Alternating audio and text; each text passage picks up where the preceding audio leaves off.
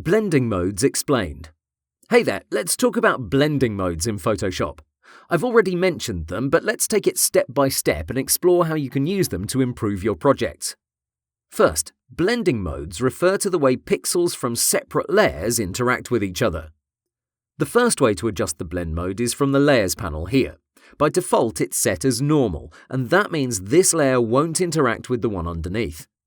You have this project attached, and here you can see how every one of these blending modes changes an image. Here's the original one with nothing added to it. For all the other ones, I added a red rectangle above them, and I changed the blend mode. The rectangle's pixels will interact with the ones from the image. Our first blend mode doesn't work if we leave the opacity at 100%. It shows us the layer above, and that's it. But if we lower the opacity, notice how the image dissolves. I grouped these on the canvas based on how they're separated in this list. As a general guideline, this second row tends to darken an image. You can predict that based on their names as well. Darken, multiply, burn, all those imply a darker outcome. The next set of 5 blending modes lightens an image. Again, their names suggest that too. The rest can't be grouped in a certain way. Maybe the fourth group can be called the weird kids on the block due to the extreme results we're getting. As you use this more, you'll get more used to them, but frankly it's hard to predict the outcome by simply seeing the images side by side. Most designers click once in this drop-down and then scroll through them pretty quickly. Then you narrow it down to 1 or 2 blending modes and you decide which is best. And again, remember this is a showcase of these effects when you combine an image with a solid colour. If you combine 2 images, the results are very different.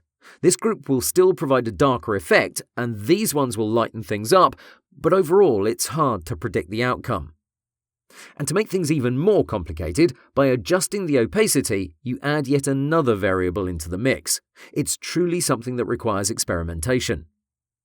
The same can be said about layer styles. I mentioned these 3 don't work well with each other on their default setting, but let me show you how I played around with them. Here I already have these 3 preset. They're temporarily disabled, which is why these eyes are greyed out. If we click to the left of Effects, you'll see these styles become active. Let's see what's what. First, we have a colour overlay set on Colour Dodge, with blue set as the colour. If this was set as normal, we wouldn't be able to see anything else. Next, the gradient. This one is set to multiply with a radical colour set from red to green. Finally, we have a pattern overlay with colour burn and diagonal lines going across the entire image. The outcome is very interesting and it took me only a few moments of experimentation. So remember that blending modes are powerful, even though they're hard to predict, they're still worth it. Let's continue.